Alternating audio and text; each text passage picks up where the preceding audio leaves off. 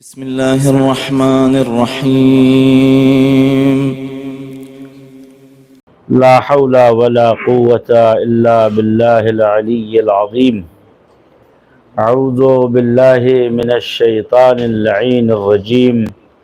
بسم الله الرحمن الرحيم. الحمد لله رب العالمين، وصلى الله على جميع الأنبياء والمرسلين، لا سيما على سيدنا ومولانا سيد الخلق أجمعين أبو القاسم المصطفى محمد. اللهم صل على محمد وآله الطيبين الطاهرين المعصومين المنتجبين، بهم نتولى ومن أعدائهم نتبرأ إلى الله تعالی. وصیت نامے حضرت امیر سلام اللہ علیہ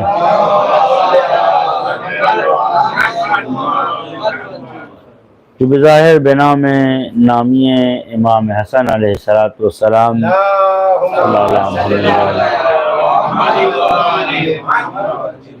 از کلام امیر المومنین علی بن ابی طالب علیہ السلام صادر ہے.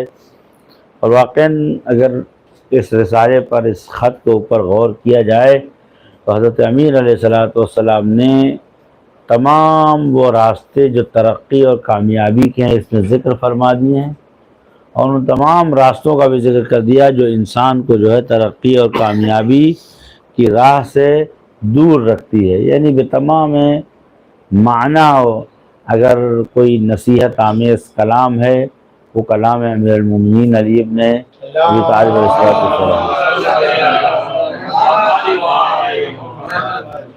اس سلسلے میں ارشاد فرماتے ہیں کہ وذکر وذللہ بذکر الموت، موت کے تذکرے سے نفس کو منکسر مزاج بناؤ. وقررہ بالفنا، اور اس روح کو، اس دل کو فنا کے تذکرے سے اس کو قرار اور سکون بخشو. یعنی یہ نفس جو چموش ہے، نافرمان ہے اور کسی کو خاطر میں نہیں لاتا، جب اس کے سامنے دو چار مثالیں آپ رکھ دیں گے کہ زمین کھا گئی آسماں کیسے کیسے، تو خود اپنی جگہ پر وہ بیٹھ جائے گا. اس کے بعد حضرت فرماتے ہیں کہ بصر ہو فجائع الدنیا وحذر ہو سولت الدہر. بصر، دیکھیں بصر کے معنی جو ہوتے ہیں وہ نگاہ کے ہوتے ہیں، نظر کے ہوتے ہیں، لیکن جب یہ باب تفعیل میں جاتا ہے تو اب شدت اور وسعت اور زیادتی کے لیے باب آتا ہے، تو قطعاً یہ معنی نہیں ہوگا کہ نظر کراؤ. بصر یعنی آگاہ کراؤ، بجائے کہ اس کا معنی یہ نہیں ہوگا کہ دیکھو اور زیادہ دیکھو، بہتر دیکھو، نہیں ہوگا آگاہ کراؤ. نگاہ اور نظر ڈالنے کا فائدہ کیا ہے؟ آگاہی. اور یہ کہتے ہیں آنکھ نہیں تھی آپ نے، جیسے ایک شخص جو تھا وہ بیمار ہو گیا اور اس کا جو ہے ہاضمہ خراب ہو گیا، تو ایک طبیب کے پاس گیا تو طبیب نے پوچھا بھئی آپ نے کیا کھایا ہے؟ انہوں نے کہا جلی ہوئی روٹی کھائی ہے. تو طبیب نے اپنے شاگرد سے کہا اس کی آنکھوں میں دوا ڈالو. یہ اندھا ہے، پھر کا علاج نہیں کرو، اس کی آنکھوں اگر اس کو دکھائی دیتا تو یہ جلی ہوئی روٹی نہیں کھاتا. تو تبصر کے معنی کیا ہوتے ہیں؟ آگاہی بخشنے کے. خالی سرسری نظر مت ڈالو، بصرو، اس دل کو آگاہ کرو، آگہی دو. فجائع الدنیا، دنیا کے فجائع. فجع، دیکھیں فجیع یعنی وہ حوادث کہ جو انسان کے رونگٹے کھڑے کر دیتے ہیں. روزانہ دنیا اپنے دامن میں فجائے لیے ہے. فجع کی جمع ہے فجائے. جسے کہا بڑی بے دردی سے فلاں کو مار دیا، اسے کہتے ہیں مقتول فجیع. یا جو ہے بڑا بھیانک ایکسیڈنٹ ہوا ہے، اس کو کہتے ہیں تصادف فجیع. تو صبح سے شام جو ہے چرخزن بازی چاہ بسیار دار. اگر آپ نظر ڈالنا چاہیں، غور فکر کرنا چاہیں، تو آپ کے آس پاس جو ہے بہت سے ایسے حوادث ہیں کہ جو انسان کے رونگٹے کھڑے کر دیتے ہیں. تو آپ فرماتے ہیں کہ بصر ہو، اس قلب کو آگاہ کرو بیٹا، جس کو ہم آپ کہتے ہیں فلاں آدمی بصر یعنی نگاہ، بصیرت یعنی دور اندیشی، عقل، شعور، فکر. ایک وہ آدمی کہ جو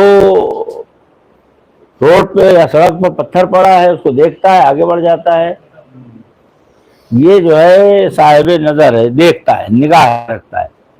لیکن اس پتھر کو ہٹاتا ہے کہ خدا نخواستہ کسی کے پیر میں ٹھوکر لگ جائے، یا کوئی گاڑی والا یا کوئی خاتون گر جائے تو اس کو اٹھا کے کنارے رکھ دیتا ہے. تو یہ صرف پہلا والا جو تھا اس کے اندر دیکھنے کی صلاحیت ہے، لیکن اس دید سے ثوابدید تک نہیں پہنچا، آگاہی تک نہیں پہنچا، معلومات تک نہیں پہنچا. حضرت امین علیہ السلام فرماتے ہیں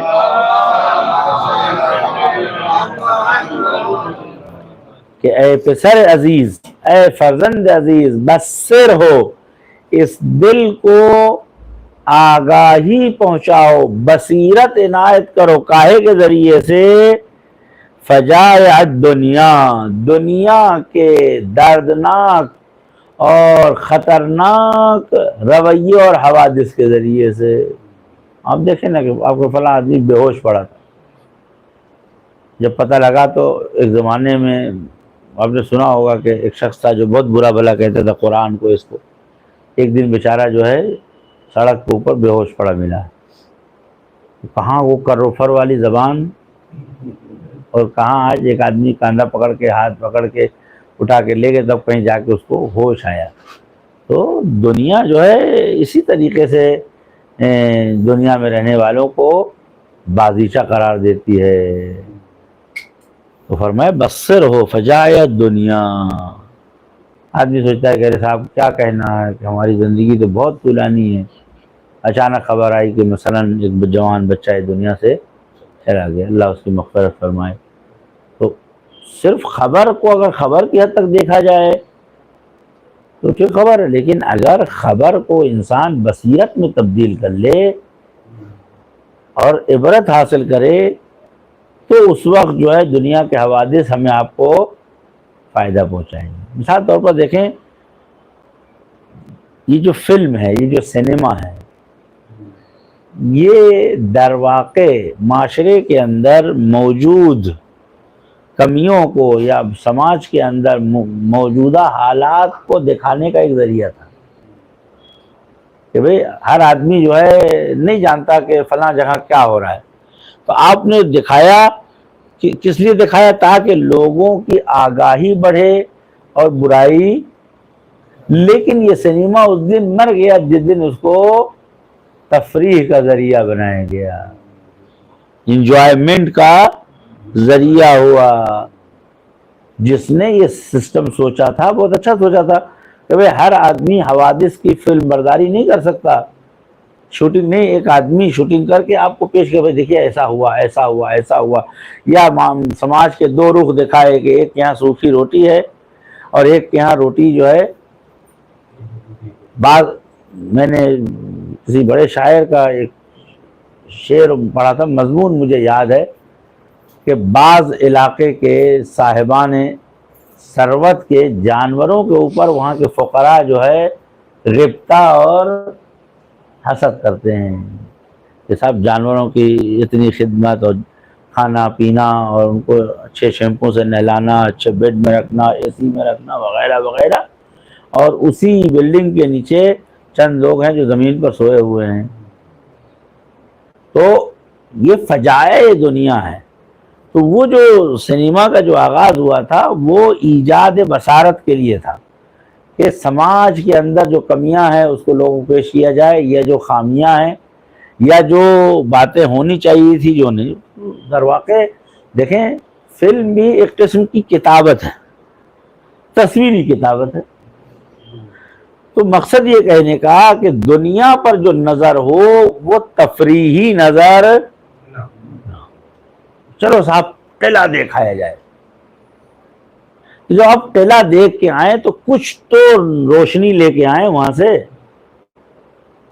کہ اتنی اونچی اونچی دیواریں بنانے والے نہیں رہے، وہ مزدور نہیں رہے، وہ راجگیر و بننا نہیں رہے ہیں، ہر گیٹ کے اوپر وہ 2 عدد دروغہ جو کھڑے ہوتے تھے یا اردلی و سنتری کھڑا ہوتا تھا وہ نہیں رہے، ان محلوں میں رہنے والی رانیاں نہیں رہیں، وہ بادشاہ سلامت جو اپنا چپل بھی اپنی نالین بھی خود سے نہیں پہنتے تھے وہ نے۔ آج یہ قلعہ جو کل ان کے اقتدار اور ان کی قدرت کا نمونہ تھا، آج ان کے بیچارے ہونے کا آئینہ ہے۔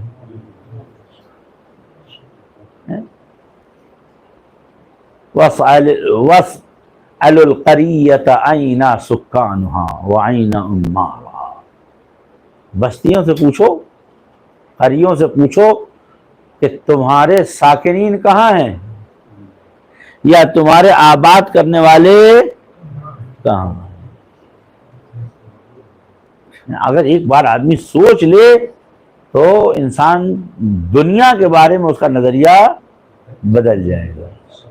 لہذا فرمایا بصر ہو، اسے آگاہی بخشو اس قلب کو جو دنیا میں فجائع ہو رہے ہیں، جو دنیا میں بڑے بڑے دردناک اور ہیبت ناک اور خطرناک واقعات، اچھا صرف دردناک ایسا نہیں کسی کا گلا کاٹ دیا جائے، دردناک جو روز کے حالات۔ خدا رحمت کرے مرزا محمد اطہر صاحب کو، میں نے ان سے یہ بات سنی تھی، بڑی اچھی بات وہ کہتے تھے، کہتے لوگ کہتے پالنے والے ہمیں حوادث سے محفوظ رکھ، کہتے ہیں پھر اللہ تعالیٰ نے سنی نہیں۔ وہ کہتے ہیں کہ ہر سڑک پر جتنی دیر آپ کھڑے ہوتے ہیں، جتنی بڑی گاڑی جاتی ہے اتنی بھیانک موت آپ کے قریب سے گزرتی ہے، 2-2 انچ 3-3 انچ کا 4-4 انچ کا فاصلہ ہوتا ہے۔ کوئی تو ہے جو ان گاڑیوں کے فاصلے کو آپ سے دور رکھتا ہے، وہ فاصلہ بڑھاتا ہے۔ تو ایسا نہیں ہے کہ خداوند عالم ہماری حفاظت نہیں کرتا ہے۔ تو کہنے کا مقصد یہ ہے کہ جو حضرت فرماتے ہیں کہ وہ بصر ہو، اس دل کو، روح کو آگاہ کرو، بینا کرو۔ دیکھیں دانا اور بینا، دانا یعنی جانکار، بینا یعنی ہوشیار، سمجھدار، دور اندیش۔ اس کے بعد حذر ہو سولت الدہر، اور اس کو برحذر کرو۔ برحذر جیسے کہ دیکھو بھائی بچ کے رہنا، آج مثال کے طور پر ہمیں فلاں جگہ جو ہے روڈ ٹوٹا ہوا ہے تو سنبھل کے گاڑی چلانا، یا فلاں جگہ جہاں مثلا موڑ خطرناک ہے، آپ اپنی اس کو کہتے ہیں تحذیر۔ ہر وہ چیز جو خطرناک ہے، جو آپ کے لیے نقصان دہ، اس سے اگر کوئی آپ کو روکتا ہے تو اس عمل کو کہتے ہیں حذر، تحذیر، کہ بھئی دیکھو خبردار، خبردار کرنے کو کیا کہتے ہیں؟ تحذیر۔ فرمایا حذر ہو، تم اپنے دل کو، اپنے وجود کو تحذیر کرو زمانے کے غلبہ اور قبضے سے۔ سولت الدہر، زمانہ ہم پر غلبہ کر رہا ہے، ہم کس حال میں؟ دیکھیں نا، اگر آپ غور کریں کہ جو سسٹم بنا ہوا ہے، اس سسٹم کے باہر چاہے کتنا ہی نافرمان انسان ہو، سسٹم سے باہر جب بھی کھانا کھائے گا منہ سے کھائے گا، یہ قانون ہے نا بھائی۔ جو بھی کھائے گا وہ کسی نہ کسی ذریعے سے باہر نکالے گا، ہاتھوں سے کھائے گا، منہ سے، دانتوں سے چبائے گا، اس کے بعد حلق سے نکلے گا، پیروں سے چلے گا، جو کچھ بھی سسٹم بن گیا ہے اسی سسٹم کے تحت اسے زندگی. تو اگر ہم سمجھتے ہیں، اسی لیے امام حسن مجتبیٰ علیہ السلام کو کسی نے پوچھا، اس نے کہا مولا میں سب ماننے کو تیار ہوں، بس اجازت دیجئے کہ میں گناہ کر سکوں. آپ اجازت دیجئے میں گناہ کی چھوٹ ہو. آپ نے فرمایا بالکل گناہ کرو، لیکن پہلے کوئی ایسی دنیا ڈھونڈنا جو خدا کی نہیں ہو. کوئی ایسی جگہ تلاش کر لو کہ جو خدا کی نہیں ہے، تاکہ خدا کا قانون تم پر عائد نہ ہو. تو یہ پوری دنیا میں جو کچھ بھی ہے وہ ایک بنایا ہوا قانون ہے. حتیٰ انسان کتنی بھی ترقی کر لیتا ہے تو اگر وہ گاڑی بھی بناتا ہے تو اسی انداز میں جس انداز میں جانور ہے. دیکھیں، 2 آنکھ 2 لائٹ، 4 پیر 4 پہیے، اس کے بعد فیول کا سسٹم، خوراک، اس کے بعد سائلنسرز کا سسٹم کہ جو کھایا اس کو، نظام ہاضمہ سرکولیشن کا سسٹم کہ جو پاور جنریٹ ہوتا ہے وہ پائپ کے راستے، نلیوں کے راستے پورے پرزوں میں پہنچتا ہے. تو سسٹم تو وہی ہے. تو جو کچھ بھی دنیا میں پایا جاتا ہے وہ اسی کے بنائے ہوئے سسٹم سے ہے، اور انسان اس سے باہر نہیں جا سکتا. جب باہر نہیں جا سکتا اور روز بروز جو ہے زمانہ ہم پر چیرا اور کامیاب ہو رہا ہے، چیرا دست ہو رہا ہے. چیرا دست یعنی چیرگی یعنی کامیاب ہونا. آپ دیکھیں نا، میں اپنی بات میں کتنے غافل ہیں. اور آیت اللہ سیدان صاحب فرمایا کرتے تھے کہ ایک پیڑ پر 4 عدد پرندے بیٹھے ہوئے. شکاری آیا، اس نے کہا ہوش، تو اس نے کہا بھائی تمہارا نام ہوش ہے؟ نہیں. تمہارا؟ اس نے کہا نہیں. تمہارا؟ میرا بھی نہیں ہے. اس کا مطلب اس نے کسی اور کو تحذیر کیا ہے، کسی اور کو ہوشیار کیا ہے. ہم لوگ تو ہے نہیں ہوش. اس نے تیر چلایا، وہ ایک گر گیا. اس کے بعد پھر اس نے کہا ہوش. پھر اس نے کہا میرا نام تو نہیں ہے. تمہارا نام ہے؟ آپ کا نام ہے؟ نہیں. ہمارا نام تو ہوش نہیں ہے. ہم تو کبوتر ہیں، یا ہم تو طوطا ہیں، ہم تو مینا ہے. پھر اس نے تیر چلایا، دوسرا گر گیا. اس کے بعد پھر اس نے ایک بار ہوشیار کیا، ہوشیار ہو جاؤ، ہوش. میرا نام تو ہوش نہیں. تمہارا نام ہے؟ نہیں، میرا تو نہیں ہے. ہاں، وہ بھی گر گیا. اب اکیلا بچا. اب تو سمجھ جانا چاہیے تھا اسے. اس نے کہا ہوش یعنی ہوشیار ہو جا. کوئی اور تو نہیں ہے، میں تو ہوش نہیں ہوں. تیر چلا. اچھا انصاف سے بتائیے، دنیا میں ہم لوگ ایسے نہیں؟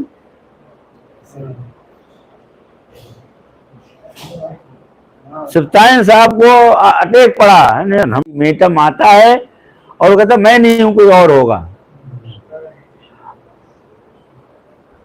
مثال تو خبر فلاں صاحب کا انتقال ہو گیا. ارے بھائی بڑا افسوس ہوا. اب لگتا ہے توجہ کرنے. تو موٹے تھے؟ نہیں صاحب. اچھا بلڈ پریشر ہائی رہا ہوگا؟ نہیں صاحب بالکل صحیح تھے. تو نہیں کوئی، اب کیا ہے، ساری آئی گئی سگریٹ پہ ختم ہو گئی یا کسی نشے پہ ختم ہو گئی. یہ نہ طبیب ہے نہ وجہ ڈھونڈ رہا ہے، بس اپنے اوپر جو امپریشن، جو اثر پڑا تھا اس کو دور کرنے کے لیے کسی بہانے کو تلاش کرتا ہے. ایسا ہی ہے جیسے شتر مرغ کو جب دوڑائیے تو کیا کرتا ہے، ریت میں سر ڈال دیتا ہے. اب جب سر ڈال دیتا ہے تو گردن چلی جاتی ہے اندر، پھر تو دکھائی تو دیتا نہیں. وہ سمجھتا ہے مجھے کوئی دیکھ نہیں. ہم آپ ایسے ہی کہ صاحب فلاں کام کر لیا، اب کچھ نہیں ہونے والا. جبکہ روز بروز حوادث دہر زمانہ ہماری طرف اپنا پنجہ بڑھا رہا ہے. اور سب سے زیادہ جو افسوسناک بات ہے جس کو کہتے ہیں تصویف، تصویف یعنی صوفہ سے بنا ہے، یعنی کل آدمی کے ضروری کام باقی ہیں، اس کو کہتے ہیں کل کر لیں گے،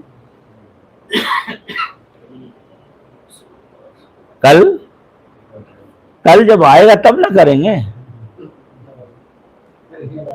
لہذا حضرت فرماتے تم آج کے مالک ہو، بلکہ اب کے مالک ہو، بلکہ ابھی کے مالک ہو، تو ابھی کے بارے میں فیصلہ کرو، 1 گھنٹے 4 گھنٹے کے بعد کے بارے میں کیوں فیصلہ کرتے ہو؟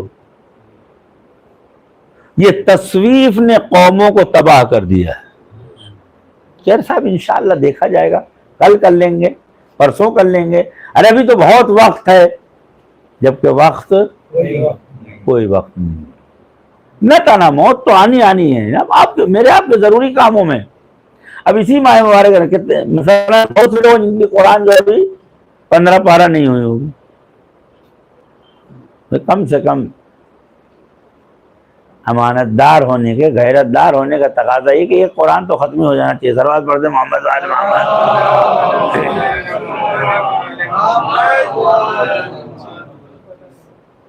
تو اب ٹھیک ہے کل پڑھ لیں گے، اب کل ایک اور پارہ سامنے آ گیا، جو پیچھا رہ گیا وہ 2 پارہ ہو گیا نا، اور پھر ذرا ٹھیک کل کر لیں گے۔ آخر ایسا ہوتا ہے کہ ماہ رمضان بالکل ختم ہونے پہ آتا ہے، ارے صاحب ہمارا تو 10 ہی پارہ ہوا ہے۔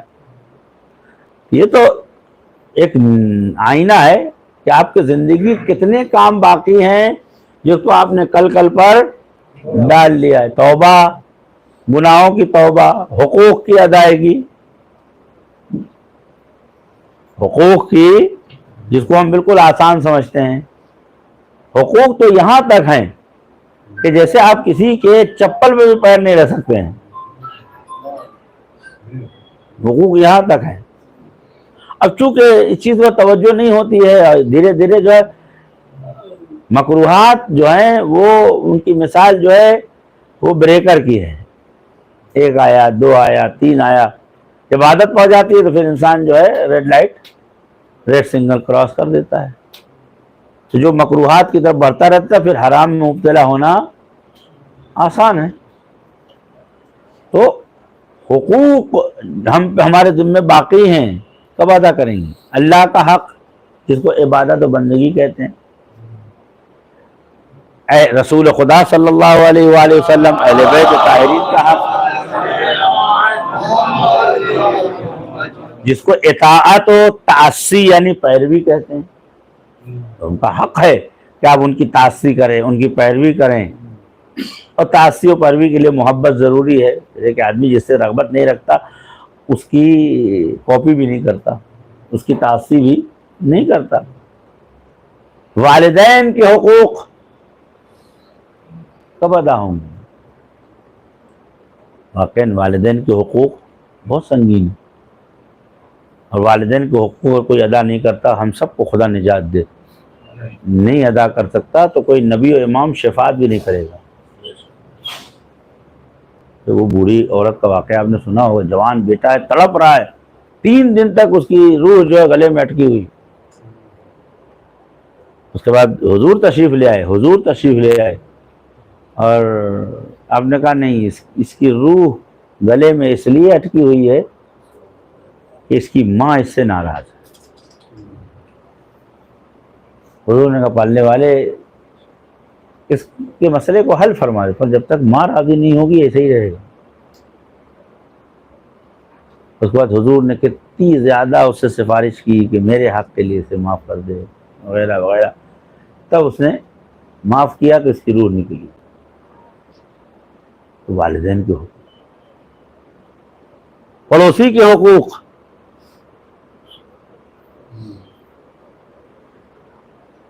مسجد کا حق، قرآن جو آپ کے گھر میں اس کا حق، آپ کے نالین اور چپل کا حق، آپ کی سواری کا حق، یہ حقوق ہیں۔ آپ کی بیوی کے حقوق، بچوں کے حقوق،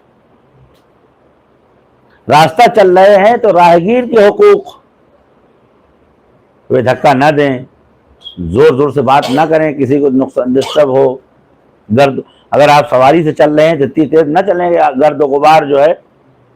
ایک بزرگوار تھے مرحوم شیخ فخر باہر، 40 سال کربلا میں امامت کی تھی اور عمر 150 سال تھی جو میری ملاقات ہے ان سے. میں نے پوچھا زندہ رہنے کی، اتنا زندہ رہنے کی وجہ کیا ہے؟ بہت سی باتیں بتائیں. ان میں ایک بات انہوں نے کہی کہ ہمیشہ صدقہ دیتا ہوں اور ہمیشہ جو ہے اپنے دسترخوان پر امام حسین کی مجلس کرتا ہوں. کہ ہم نے مجلس کو اتنا مشکل بنا دیا، 10-12 ہزار نہ ہو تو مجلس کہاں سے کریں؟ یہ ہماری اپنی پیدا کردہ مسائل ہیں. پہلے ذکر امام حسین کرنے کے لیے ایک گلاس پانی بھی کافی، آنسو بہانا ہے نا. اور بات کہاں سے کہاں پہنچ جائے گی. آج کل میں یہ دیکھ رہا ہوں اصل مقصد جو اشک ہے وہ کم ہو گیا ہے. ہاں، گریے میں آنسو بہانا کم ہو گیا ہے. جائیے اس کی وجہ تلاش کیجیے کہ یہ آنسو کیوں کم ہو گئے. بہت سے مسائل ہیں، اس پہ مستقل گفتگو ہونی چاہیے. کبھی اسے ذہن میں رہا تو عرض کروں گا انشاءاللہ. صلوات پڑھتے محمد و آل محمد.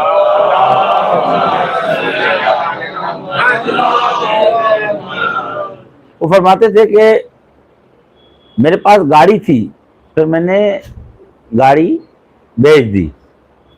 میں دیکھیں یہ نہیں کہتا آپ کو مولانا پتہ نہیں پہاڑ کے پیچھے کی بات کر رہے ہیں، گاڑی بچوا رہے ہیں ہمارے، نہیں میں یہ نہیں کہہ رہا ہوں. وہ یہ کہتے ہیں کہ جب آپ گاڑی سے، کہتے ہیں گلی کوچے میں جب آپ گزرتے ہیں 10 آدمی آپ کو سلام کرتے ہیں، 10 آدمی کو آپ سلام کرتے ہیں. تو کیا یہ آپ نہیں سمجھتے کہ 10 آدمیوں نے کہا سلام علیکم، آپ سلامت رہیے. تو یہ 10 آدمی کو جو آپ کو سلام کہا ہے، یہ دعا ہے نا، تو اس کا اثر ہوگا نہیں ہوگا. ایک وہ آدمی جو 80 کی اسپیڈ میں بالکل آپ کے کان کے قریب سے جا رہا ہے، کیچڑ اڑاتا ہوا جا رہا ہے، دھول اڑاتا ہوا جا رہا ہے، بوڑھی عورت ہے ہارن سے ڈر گئی، تو کیا دعا دے گی آپ کو؟ مثال سے بتائیے گا، میں آپ کیا دعا دے گی آپ کو؟ کیا کہے گی؟ بالکل آپ سے. اور اس سے خطرناک چیزیں بھی کہ کچھ تو کہتے کہ بھائی آدمی، تم پیدل چلنے والے کو آدمی نہیں سمجھتے ہو، اس کا مطلب جانتے ہیں تم ہمارے حقوق کو ضائع کر رہے ہو. یہ سارے حقوق ہیں، سواری کے حقوق، یہ سارے حقوق ہیں جو ہم کو ادا کرنے ہیں اور ہم نے ابھی تک ادا نہیں. اب بات بڑھ جائے گی. ہم سب جو ہے عین میم رے پہ لعنت کرتے ہیں. ہم میں سے کتنے لوگ اپنی بیٹی کا حق دیتے ہیں؟ السلام علیکم. وعلیکم السلام. یقین بتائیے کہ ہم لوگ کتنے لوگ اپنی بیٹی کا حق ادا کرتے ہیں؟ اے واقعاً میراث احکام قرآن نہیں ہے. اگر اس خبیث نے رسول کی بیٹی کو میراث سے محروم کیا تو آج ہم بھی اس کی سیرت پہ عمل کر کے تمام بیٹیوں کو میراث سے محروم کر نہیں رہے ہیں. نہیں کر رہے ہیں؟ بولیے نا بھائی. نماز روزہ صحیح ہوگا ہمارا؟ نماز روزہ صحیح ہوگا ہمارا؟ ارے صاحب ہمارے یہاں نماز شب تک نہیں ہوتی. میں نے پوچھ لیا پھپھو کا دیا تم نے؟ نہیں صاحب نہیں دیا. منہ پہ نماز مار دی جائے گی. اب کہیں لیں گی نہیں. ظاہر سی بات تم کہو گے لے لو میکا ختم، تو بیٹے کیوں نہیں کہتے کہ حق لے لو تمہارا گھر ختم؟ میرے 2 بیٹے 1 بیٹی، تو بیٹوں کو تو بانٹ رہا ہوں، کہہ رہا نہیں ہمارا خون ہے ہماری جان ہے. اور اگر اس نے بھول کے مطالبہ کر لیا تو ہم کیا کہتے ہیں صاحب کہ اچھا لے لو لیکن رشتہ ختم. کیوں؟ اگر بیٹوں کو دے کے رشتہ مضبوط ہو رہا ہے، اس کو دے کے رشتہ آپ کا ختم ہو رہا ہے. معاشرے میں 70% غریبی اور فقیری کی وجہ یہ ہے کہ چونکہ خواتین کا حق انہیں، بھائی باپ کم حیثیت ہے، نانا کے پاس حیثیت تھی، میراث مل گئی، اس نواسے کا مسئلہ حل ہو گیا. ایسا ہی ہے نا بھائی. لیکن ہم نے پورا معاشرہ ایسا بنا رکھا ہے کہ بیٹیوں کا حق نہیں دیتے، اور بیٹیاں چاہتی ہیں لیکن صرف اس ڈر سے اظہار نہیں کرتی ہیں کہ صاحب اگر ہم کہہ دیں گے تو پھر بھائی بھتیجے کہیں گے کہ اچھا پراپرٹی پر نگاہ گاڑی ہو. اور یہ دونوں کمبخت دو بھائی اگر ہیں تو ایک دوسرے غریبان چاک کرتے ہیں، ایک بالی زمین کے لیے ایک دوسرے کا غریبان چاک کرتے ہیں. تو تمہاری نظر ہے کیونکہ تمہارا حق ہے، اور اس کی نظر اگر ہے تو وہ بے حق ہے. کب کریں گے یہ سب؟ ہم ساری دینداری کا جنازہ نکل جائے گا شریعت پہ عمل ہو تو. اچھا بزرگوں نے آئیڈیا نکالا تھا عید کے دن جو ہے تھوڑی سی عیدی بھجوا دو. بھیگ دے رہے ہاں سوئی شکر ہے تھوڑا سا ہاں مرنے کے بعد مر جاتی ہے تو اس کو رنسالہ پہناتے ہیں. شوہر مر گیا تو مائکے والے احسان کرتے ہیں کہ اسے بیوہ ہونے کا احساس دلانے، جبکہ اس کا مسلم اللہ میری کیا حیثیت ہے، یہ اس کا مسلم حق ہے. للذکر مثل حظ الانثیین، اگر مرد کو 2 حصہ دیا جائے تو 1 حصہ عورت کو دیا جائے. ہم سب ایام فاطمیہ بڑے زور شور سے کرتے ہیں، ایک خاتون کو اس کے واجب حصے سے محروم کیا گیا، خدا لعنت کرے ان محروم کرنے والوں کے اوپر. لیکن دربار میں حضرت زہرا کو اگر نہیں دیا گیا تو جتنی بھی دختران زہرا ہے حوا سلام اللہ علیہا کی بیٹیاں ہیں کسی کا حق نہیں دیا جا رہا. آپ سوچیں نا، میں ایک جہاں تھا اور میں نے 3 فلیٹ بنایا، 3 بچے ہیں 2 بچیاں، ان کا کیا ہوا؟ وہ اپنے گھر میں جائیں. میں نے کہا ماشاءاللہ پیدا مت کرتے تو.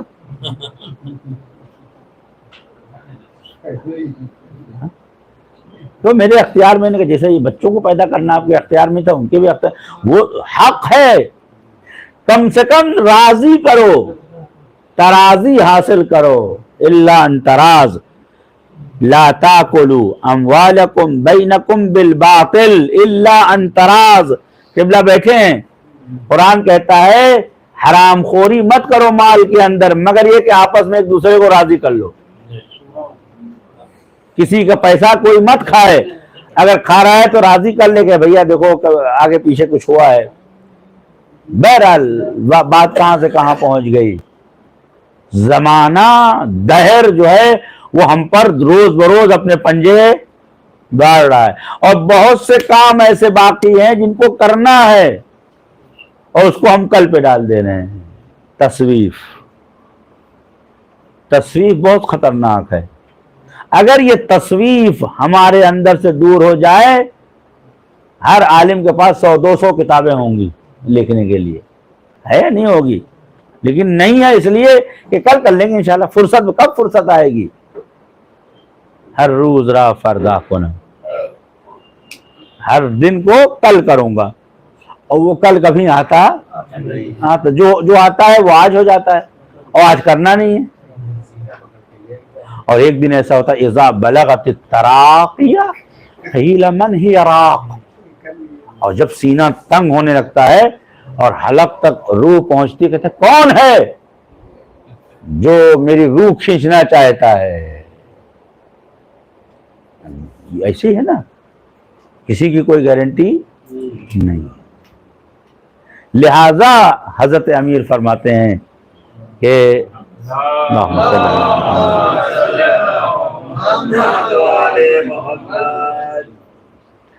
لہذا آپ فرماتے ہیں کہ اے نور دیدہ، اے نور چشم، حاضر ہو اس قلب کو، اس روح کو، اس جان کو، اس روح کو برحذر کرو زمانے کے غلبے سے. سولت الدہر یعنی زمانہ روز بروز ہم پہ غالب ہوتا جا رہا. ہر صبح و شام، کیا خوب کہا کسی شاعر نے، صبح ہوتی ہے شام ہوتی ہے، عمر یوں ہی یا زندگی یوں ہی تمام ہوتی ہے. اب کوئی جھلایا ہوا شاعر تھا کہ بھاڑ میں جائیں ایسے لیل و نہار، یعنی بھاڑ میں جھونک دیے جائیں، ایسی صبح ایسی کہ جو ہر روز ہمیں مرگ سے، موت سے. دیکھیں ایسا ہے کہ انسان کو ہنر آنا چاہیے. وہ لوگ کہ جو پیسے سے پیسہ بناتے ہیں وہ اچھے تاجر ہیں، لیکن وہ لوگ جو وقت سے اچھا وقت بناتے ہیں وہ قرآن کی نظر میں بصیر ہیں، عاقل ہیں. اولی الالباب، صاحبان لب کے معنی ہوتے ہیں گودے کے. قرآن کہتا ہے کہ جو لوگ اس دنیا سے آخرت کماتے ہیں بس وہی گودے والے ہیں. مونگ پھلی دیکھا ہے نہیں آپ نے؟ جب کبھی آپ اس کو توڑیے اور دانہ نہیں نکلتا تو کتنی جھللاہٹ ہوتی ہے.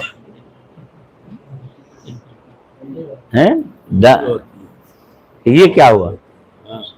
تو لب، عربی میں اس کو لب بولتے ہیں. لب یعنی گودا. اولی الالباب، قرآن ان کو گودے والا کہتا ہے کہ دنیا کی کھول اترے تو گودا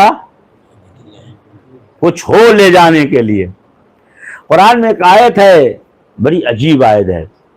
کہتے ہیں کہ جب انسان اس دنیا سے جاتا ہے، اب میں انسان کہہ رہا ہوں، جو جس عقیدے والا ہو الگ ہے.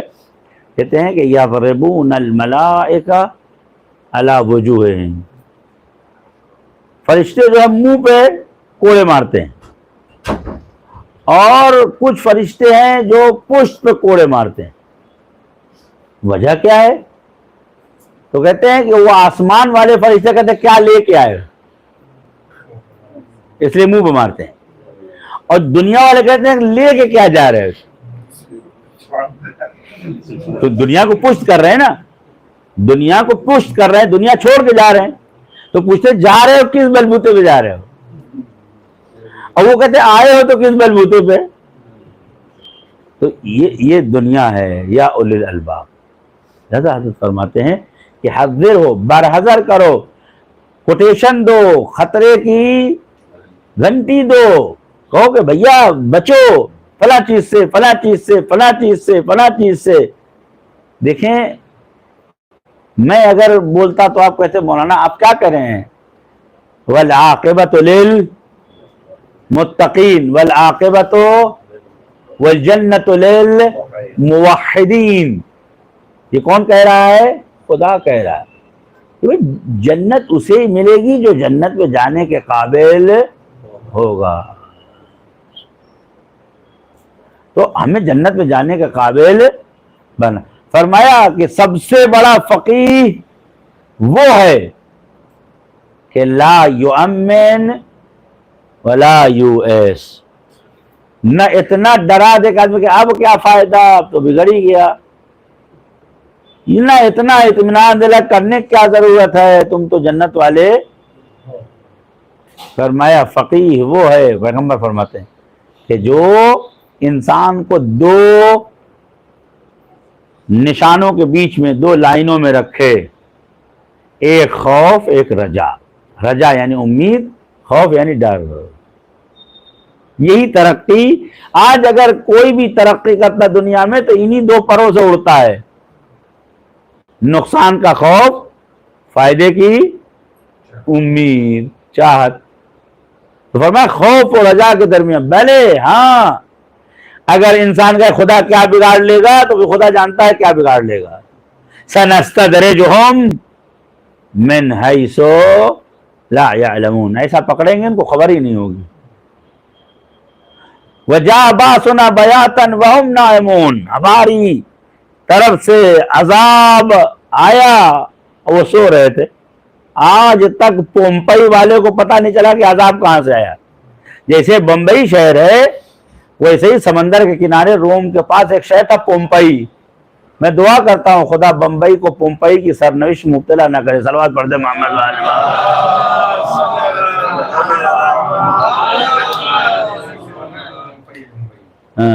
شاید تو پومپئی انگریزوں نے اس کا نام رکھا ہے نا، تو اس لیے تو پومپئی شہر جو تھا وہاں لوگ صبح سے شام تک گناہ کرتے تھے، اور اس کے بعد جو ہے ایک دن عذاب آیا. جا باسنا بیاتن وہم نائمون، سمندر نے چڑھائی کیا، جو جس حالت میں تھا اسی حالت میں خط پورا شہر غائب ہو گیا، صفحے سے مٹ گیا۔ آج جو ہے 200 400 فٹ نیچے جاتے ہیں تب تھوڑا بہت ملبہ ملتا ہے۔ تو ایک انسان اگر خدا سے بالکل مطمئن ہو جائے گا، ارے صاحب ہمارا کیا ہوگا، کچھ نہیں، کوئی بگاڑنے والا نہیں ہے کوئی۔ من ذا الذی یشفع عندہ الا بإذنہ۔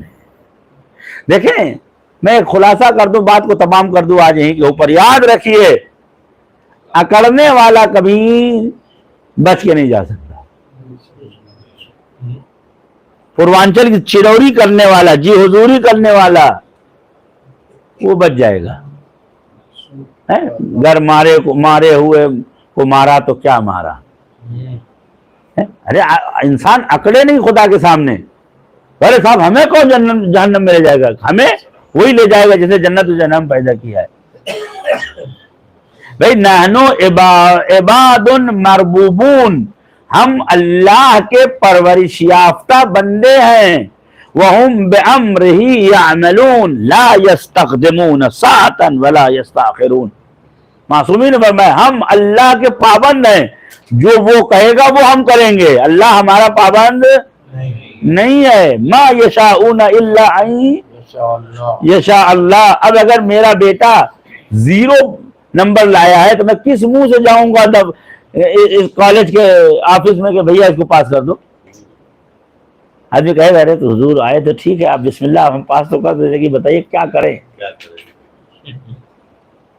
فرمایا کونوا لنا زینا ولا تکونوا علینا شینا، ہمارا سر نہ جھکانا روز قیامت، ایسا آؤ سر اٹھا کے آؤ۔ حدیثوں میں ہے اقوام من شیعتنا اذ یوردون فی المحشر لہم نور یسطع من وجوہہم، ہمارے کچھ ایسے شیعہ ہوں گے کہ محشر میں آنے سے پہلے وَيَسْعَى نُورَهُمْ بَيْنَ أَيْدِيهِمْ، ان کے آنے سے پہلے روشنی محشر میں پھیل جائے گی۔ حالت میں کیسی روشنی، کیسی روشنی، آواز ہے کہ ہم شیعۃ علی ابن ابی طالب علیہ السلام۔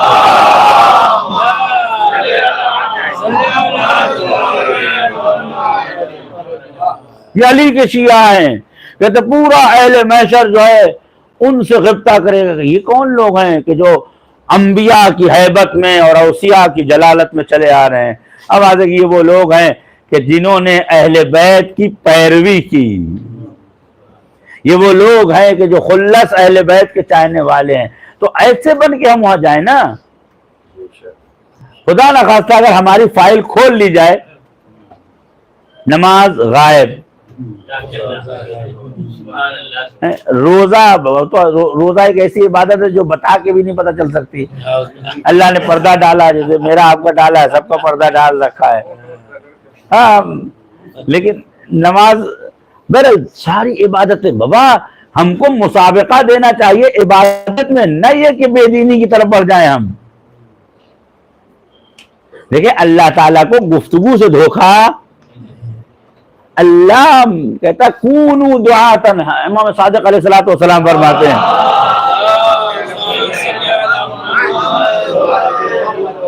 کونوا دعات الناس بغیر السنتکم، لوگوں کو مذہب کی طرف دعوت دو، زبان سے نہیں،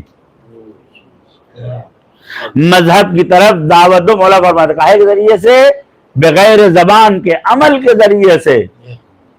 اگر ہم عمل کے میدان میں ہلکے ہیں،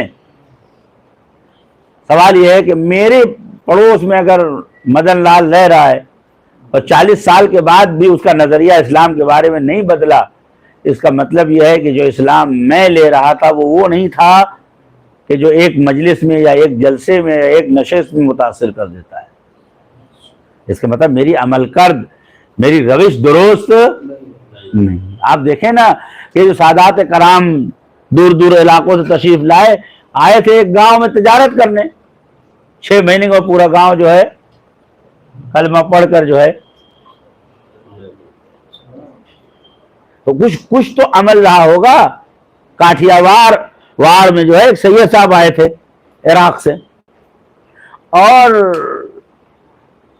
ہوا مناسب چلی کہ لوگوں کی امانت ان کے پاس تھی، کہتے ہیں کہ ان کو مجبوراً جانا پڑا۔ اگلے سال وہ خود نہیں آئے، ایک کشتی تیار کی اور جو امانتیں تھیں اس کو بھیجوایا۔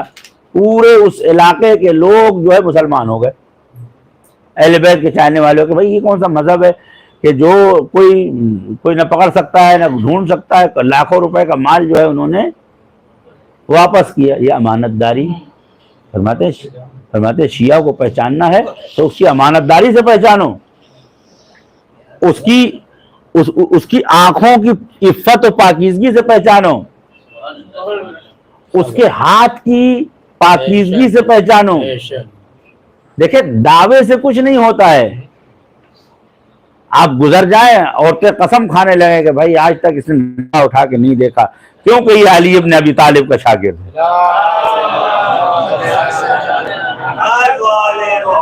جہاں دکان کر لے محلے والے آپ کی قسم کھائیں کہ بھیا ایک پیسہ حرام کا نہیں کھاتا. یہ فقراء و مساکین آپ کہیں کہ صاحب ہم جب ان کے آتے ہیں کبھی خالی ہاتھ نہیں جاتے. بچے آپ کے اخلاق کی تعریف کریں. میں نے پرسال عرض کیا تھا کہ گھر کے باہر جو ہے حضرت سلمان اور گھر کے اندر گئے تو شمر. پورا محلہ آپ کے اخلاق کی داد دے رہا ہے اور گھر کے اندر اس کو مارا، اس کو ڈانٹا، اس کو کیوں بھائی؟ اگر اخلاق اچھی چیز ہے خالی باہر والوں کے لیے، مانا دماغ خراب ہے بات مت کرنا، تم بھی تو کسی کے بندے ہو. حدیث میں آپ کے اہل و عیال آپ کے ہاتھ میں اسیر ہیں. حدیث میں جیسا تم سلوک کرو گے تمہاری بھی ڈور کسی کے ہاتھ میں ہے، تو جیسا تم ان کے ساتھ سلوک کرو گے ویسا ہی دعویٰ اس کے سامنے رکھنا. شادی ہونے کے بعد شوہر سمجھتا ہے ہماری زرخرید ہے یہ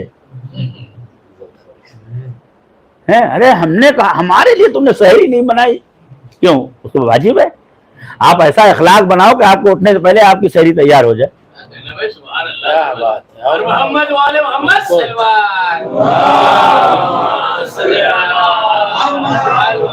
دیکھیں اگر ذمہ داریاں اور وظائف پہ نظر ڈالی جائے تو اتنا ہی شوہر پہ کتنا واجب ہے کہ وہ اس کا خرچہ دے دے، اس کے رہنے کا ٹھکانہ کر دے، لیکن اس کی پسند کے کپڑے دلانا، اس کی خواہشات کو پورا کرنا واجب نہیں ہے.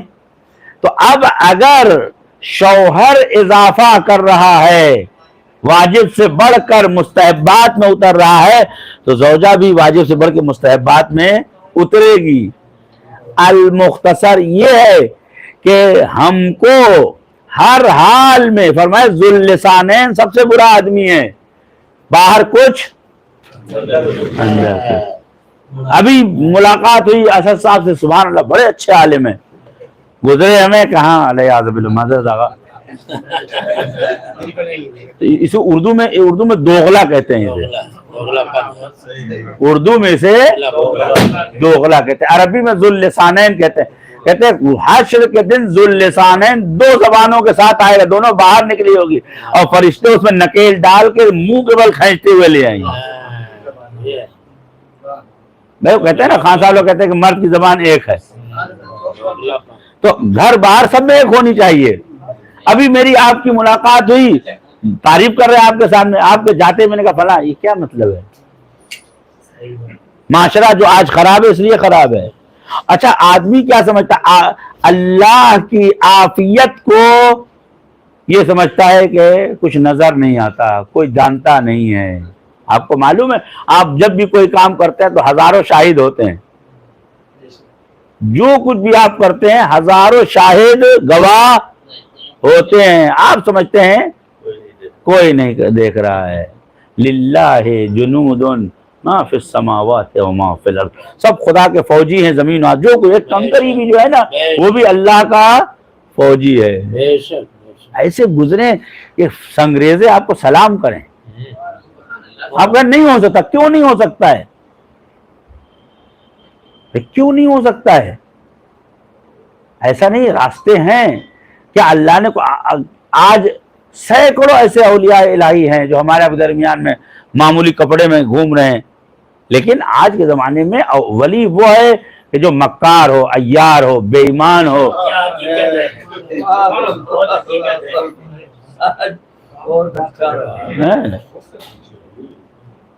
یعنی آج وہ اچھا ہے کہ جو مکاری کرنا جانتا ہے، سیدھے آدمی کا مذاق اڑایا جاتا ہے.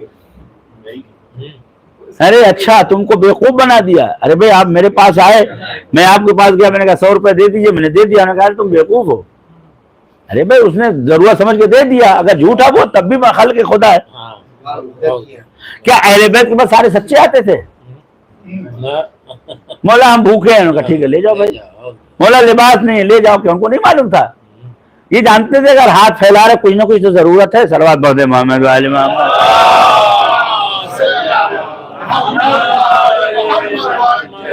لہذا سہولت دہر ہمیں اپنے اس میں لے رہی ہے. لیکن وہ لوگ کہ جو زمانے کی انگلیوں پر رقص کرتے ہیں وہ ابناء دہر ہیں، اور وہ لوگ کہ جو زمانے کو اپنی انگلیوں پہ گھماتے ہیں وہ مالکین دہر ہیں. اور میں اب بھی اتینی اجعلک مثلک، بندے میری اطاعت کر لے میں تجھے اپنا جیسا بنا لوں گا. اجعلک مثلی، تجھے اپنے جیسا بنا لوں گا. کرامت آ جائے گی، آپ کی زبان میں اثر ہوگا، آپ کی گفتار میں اثر ہوگا. لیکن بس تھوڑا سا. کسی نے آغائے بہجت سے پوچھا حضور آپ بہجت کیسے بنے؟ انہوں نے کہا کچھ نہیں، واجب ادا کرو، حرام سے بچو، انشاءاللہ بہجت ہو جاؤ. صلوات پڑھتے ہیں محمد وآل محمد.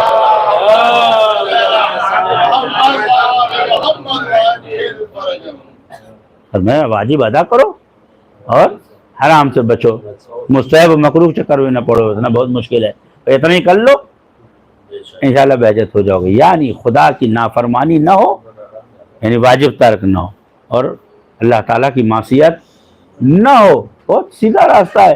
انسان یہ طے کر لے کہ بھئی وہی کہوں گا جو ہے، وہی کھاؤں گا جو میرا ہے، وہی نظر ڈالوں گا جس میں مجھے شرعی حق ہے، وہی بولوں گا جو حق ہے، نہیں تو نہیں بولوں گا.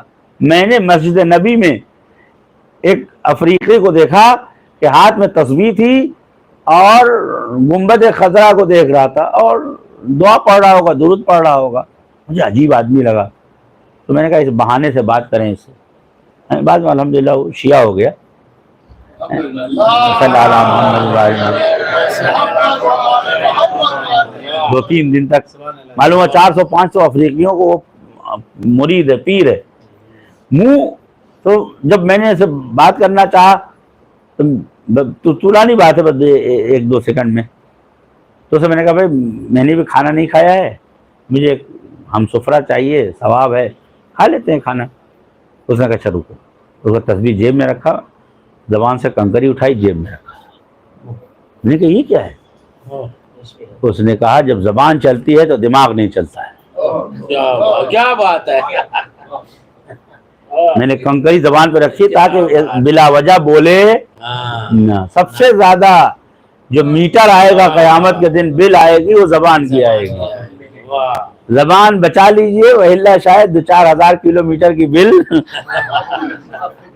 آذن اللہ. اہل بیت یہ ہماری زندگی کے وہ کام ہیں جو قیامت کے دن ہمارے سیاہ نامہ اعمال کو روشنی میں تبدیل کر دیں. یہ ایک صلوات، ایک سلام ہماری زندگی کو نجات دے سکتا ہے. کوشش کرنا ہمارا کام ہے، کوشش کے باوجود توسل کا دامن نہیں چھوٹنا چاہیے. اور یاد رکھیے کہ ہم جو کرتے ہیں اس کی کیا گارنٹی ہے.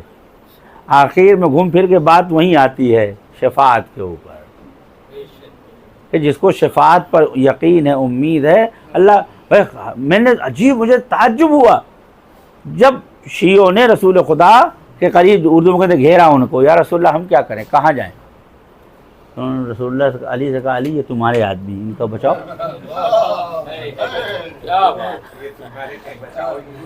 دیکھیں آپ کو مزہ نہیں ہے، میں کیا کروں. حدیث میں، حدیث سنی مورخ نے یہ حدیث لکھا ہے کہ رسول اللہ نے کہا علی ہؤلاء شیعتک، یہ آپ کے شیعہ ہیں، آپ انہیں بچاؤ.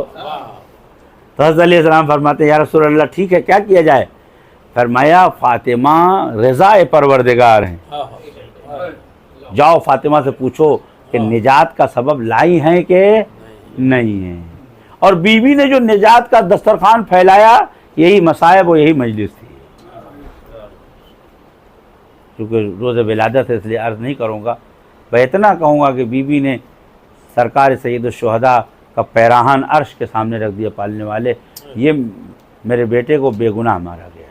حضرت محسن کو لے آئیں، حضرت ابوالفضل عباس کو لے آئیں، فرمایا ادخلی فی الجنہ وان لک شفاعت جمیع شیعتک، آپ جائیے اور جس کو چاہیے اس کو لے جائیے، انشاءاللہ یہ راستہ کھلا ہے۔ اور آج قریب ہے اہل بیت علیہ الصلوۃ والسلام کی ولادت ہے، امام حسن مجتبیٰ سلام اللہ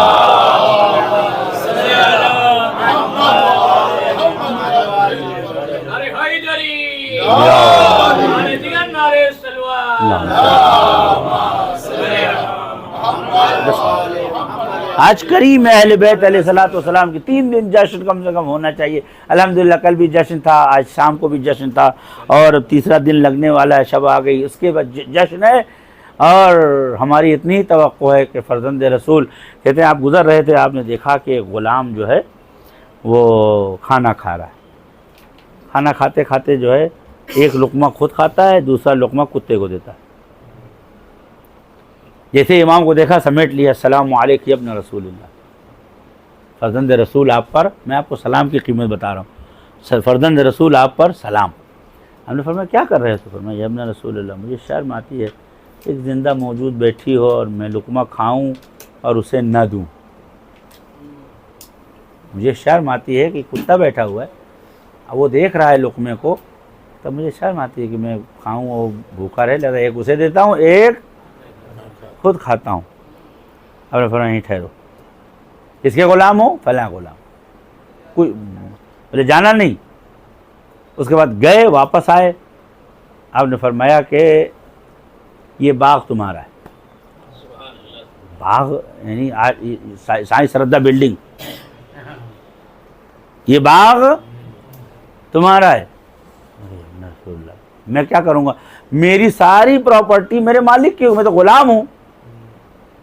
فرمایا تم کو بھی میں نے آزاد کیا۔ میں نے کہا آپ نے کیا دیکھا؟ کہا پہلی بات تو یہ ہے کہ تم غلام ہونے کے باوجود تمہیں یہ احساس ہے کہ ہم فرزند پیغمبر ہیں، تم نے ہمارا احترام کیا، سلام کیا، ہم اس سلام کا بدلہ دیے بغیر نہیں رہ سکتے، اس سلام کا بدلہ دیے بغیر نہیں رہ سکتے۔ دوسرے یہ کہ تمہارے اندر میں نے جو شعور دیکھا ہے کہ تم ایک زندہ موجود کو بھوکا نہیں دیکھ سکتے ہو۔ تو غلام مسکرایا اور یہ کہتا ہے کہ اللہ عالم ہے سے یہ جل رسالتہ، یہ بس خدا ہی جانتا ہے کہ امامت کا تاج کس کے سر پہ رکھے، کسے امام بنا۔ یہ کریم ابن کریم ہے۔ ہم بھی کہتے ہیں مولا ہم نہ جانے کتنی غلامیوں میں گرفتار ہیں، ہمیں بند غلامی سے کریم آل محمد آزاد فرمائیے۔ ہم بھی آپ کی بارگاہ ہمیں دائماً سلام کرتے ہیں، اس سلام کا عوض اپنی محبت اور اپنی رافت کی صورت میں عطا فرمائیے۔ خدایا ہم سب کو زیارت امام حسن مجتبیٰ نصیب فرما، جنت البقیع کی تعمیر فرما، خدایا اس جنت البقیع کی تعمیر میں ہم سب کو شریک فرما، مالے دامے درمے سخنے ہر لحاظ سے اس عظیم کام میں ہمارے نحیف اور لاغر وجود کو استعمال فرما۔ خدایا قلب مقدس کریم اہل بیت کو ہم سے راضی و خوشنود فرما۔ یا ابا محمد یا قرۃ عین الرسول یا ابن رسول اللہ یا حسن ابن علی ایہا المجتبی یا ابن رسول اللہ یا حجت اللہ علی خلقہ یا سیدنا و مولانا انا توجہنا واستجبانا وتوسلنا بکا الی اللہ، سب کے سب، وقدمناک بین یدائی حاجاتنا یا وجیہا اشفع لنا عند اللہ یا وجیہ اشفع لنا خدایا قلب مقدس حضرت زہرا سلام اللہ علیہ کو ہم سے خوشنود اور راضی فرما. شب عید ہے خدا ہمیں عیدی عنایت فرما. جو پریشان حال ہیں گرفتار ہیں بحق ان ایام مقدس کے صدقے میں ولادت اولین اطرت و اولین فرد کوثر کی آمد ہے. ہمیں آپ کو کیا پتا کہ رسول خدا نے کیا کیا نہیں عطا کیا. پالنے والے آج کے دن کی اور ان ایام کی عطیات ہمیں عنایت فرما. بانی دعا، بانی درس، بانی ذکر اہل بیت، بانی دعائے نہج البلاغہ اور ان کے مرحومین دونوں کے حق میں اپنی رحمت کو شامل فرما. ان کے مرحومین پر رحمت نازل فرما.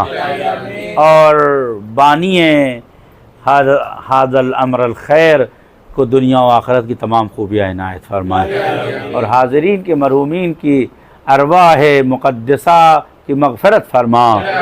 انہیں جوار اہل بیت میں جگہ عنایت فرما. رحم اللہ من قرأ الفاتحہ للاموات. بسم اللہ الرحمن الرحیم.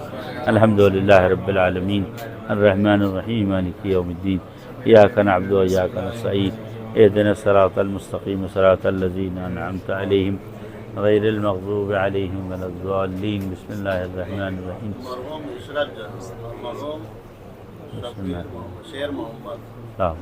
مرحوم عشرت جہاں اور مرحوم شیر محمد. بسم اللہ الرحمن الرحیم. السلام علیکم ائمة الہدی ورحمۃ اللہ وبرکاتہ. استودعکم اللہ وأقرأ عليكم السلام. آمنا بالله وبالرسول وبما جئتم به ودللتم عليه. اللهم فاكتبنا مع الشاهدين. اللهم صل على محمد وآل محمد. اللهم صل على محمد وآل محمد